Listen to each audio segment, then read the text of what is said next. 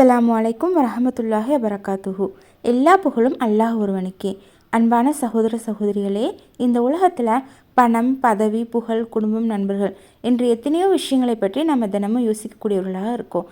ஆனால் ஒரு விஷயத்தை மட்டும் பெரும்பாலும் யோசிக்க தவிர்க்கிறோம், அதுதான் மரணம். மரணத்தை பற்றி பேசினாலே சிலருக்கு பயமாக இருக்கும். சிலர் அதை பற்றி எதுக்கு இப்போவே பேசணும், எதுக்கு யோசிக்கணும் அப்படின்னு நினைப்பாங்க. ஆனால் இஸ்லாம் நமக்கு மரணத்தை பற்றி பயப்பட சொல்லலை, மாறாக அதற்காக தயாராக இருக்க சொல்கிறது. இன்று நம்ம பேச போகும் விஷயம் மிகவும் முக்கியமானது. ஒரு முஃமினின் மரண நேரத்தில் என்ன நடக்கும், அவருடைய உயிர் எப்படி எடுக்கப்படும், அவருக்கு என்ன நற்செய்தி சொல்லப்படும், அந்த கடைசி நொடிகளில் அவர் என்ன அனுபவிப்பார், இது அனைத்தையும் குர்ஆனிலும் நபிகள் நாயகம் ஸல்லல்லாஹு அலைஹி வஸல்லம் அவர்களின் ஸஹீஹான ஹதீஸ்களிலும் தெளிவாக கூறப்பட்டுள்ளது. இந்த வீடியோவை முழுமையாக பாருங்கள், ஏன்னா இது நம்முடைய வாழ்க்கையை மாற்றக்கூடிய ஒரு நினைவூட்டலாக கூட இருக்கும். அல்லாஹு தஆலா குர்ஆனில் 41வது அத்தியாயம் 30வது வசனத்தில் என்ன சொல்கிறான்னா, எங்கள் இறைவன் அல்லாஹ்தான் என்று கூறி அதில் உறுதியாக நிலைத்தவர்களிடம் மலக்குகள் இறங்கி, பயப்படாதீர்கள், கவலைப்படாதீர்கள், உங்களுக்கு வாக்களிக்கப்பட்ட சுவனத்தை பற்றி மகிழ்ச்சியடையுங்கள் என்று கூறுவார்கள். இந்த வசனத்தை கொஞ்சம் கவனிங்க. அல்லாஹு தஆலா மரணத்திற்கு பிறகு என்று சொல்லலை, மாறாக மலக்குகள் இறங்கி ஆறுதல் கூறுவார்கள் அப்படின்னு தான் சொல்கிறான். அதாவது ஒரு உண்மையான முஃமினின் கடைசி தருணங்களில் அல்லாஹ்வின் கருணை ஆரம்பமாகிறது. அந்த நேரத்தில் அவருக்கு உலகத்தின் பயம் குறைய ஆரம்பிக்கிறது.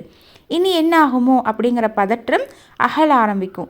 ஏன்னா அல்லாஹ்வின் கருணையின் மலக்குகள் அவருக்கு நிம்மதியை அளிக்கிறார்கள். நபிகள் நாயகம் ஸல்லல்லாஹு அலைஹி வஸல்லம் அவர்கள் கூறினார்கள், ஒரு முஃமின் மரணத்தை நெருங்கும் போது வெண்மையான முகங்களை கொண்ட மலக்குகள் சொர்க்கத்தின் கஃனையும் நறுமணத்தையும் கொண்டு இறங்குவார்கள். அவர்கள் அந்த முஃமினின் அருகில் அமர்ந்து காத்திருப்பார்கள். பிறகு மரணத்தின் மலக்கு வந்து, அமைதியான உயிரே, அல்லாஹ்வின் மன்னிப்பையும் திருப்தியையும் நோக்கி வெளியே வா என்று அழைப்பார். எவ்வளவு அழகான அழைப்பு பார்த்தீங்களா? அவர் கோபத்துடன் அழைக்கப்படுவதில்லை, அச்சுறுத்தப்படுவதும் இல்லை, மாறாக அல்லாஹ்வின் அன்போடும் கருணையோடும் அழைக்கப்படுகிறார்.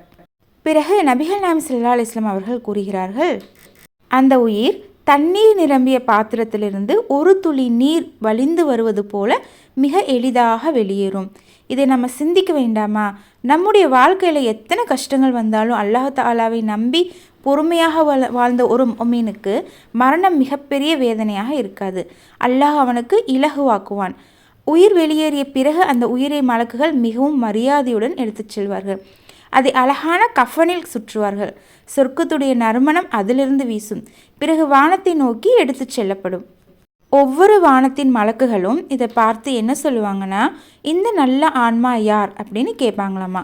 அப்போது அந்த முஃமின் இந்த உலகத்தில் அழைக்கப்பட்ட மிக அழகான பெயரால் அழைக்கப்படுவார்கள். இதை கேட்கும்போது நமக்கு ஒரு கேள்வி வர வேண்டும், இந்த பாக்கியம் யாருக்கெல்லாம் கிடைக்கும்? 5 வேளை தொழுகை பாதுகாத்தவருக்கு, குர்ஆனை நேசித்தவருக்கு, ஹலாலாக சம்பாதித்தவருக்கு, பெற்றோருக்கு நன்மை செய்தவருக்கு, தன் வாழ்நாளில் மக்களுக்கு தீங்கு செய்யாமல் வாழ்ந்தவருக்கு, தவறு செய்தால் உடனே அல்லாஹ்விடம் மன்னிப்பு கேட்டவருக்கு, பாவமே செய்யாதவர்களுக்கு மட்டும் அல்ல, பாவம் செய்தாலும் மனம் திருந்தி அல்லாஹ் தாலாவிடம் திரும்பியவர்களுக்கும் அல்லாஹ்வின் கருணை விசாலமானதுதான். அதனால தான் நம்ம ஒருபோதும் நம்பிக்கையை இழக்கக்கூடாது. இன்று வரை நாம் என்ன செய்தோங்கிறது முக்கியமல்ல, இனிமேல் நாம் எப்படி வாழப்போகிறோம் என்பதுதான் முக்கியம். ஒரு மனிதனுடைய முடிவு எப்படி இருக்கும் என்பதை யாராலும் சொல்ல முடியாது. வாழ்நாள் முழுவதும் நன்மை செய்தவர் கூட இறுதி காலத்தில் சோதிக்கப்படலாம்.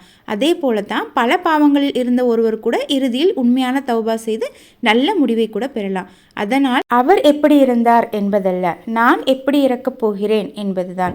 நபிகள் நாயகம் ஸல்லல்லாஹு அலைஹி வஸல்லம் அவர்கள் அடிக்கடி ஒரு துஆ செய்தார்களாம், இதயங்களை புரட்டுபவனே, என் இதயத்தை உன் மார்க்கத்தின் மீது உறுதிப்படுத்து.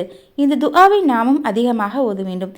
ஏன்னா நல்ல முடிவு என்பது நம்முடைய திறமையால் கிடைப்பதல்ல, அது அல்லாஹ்வின் அருள்.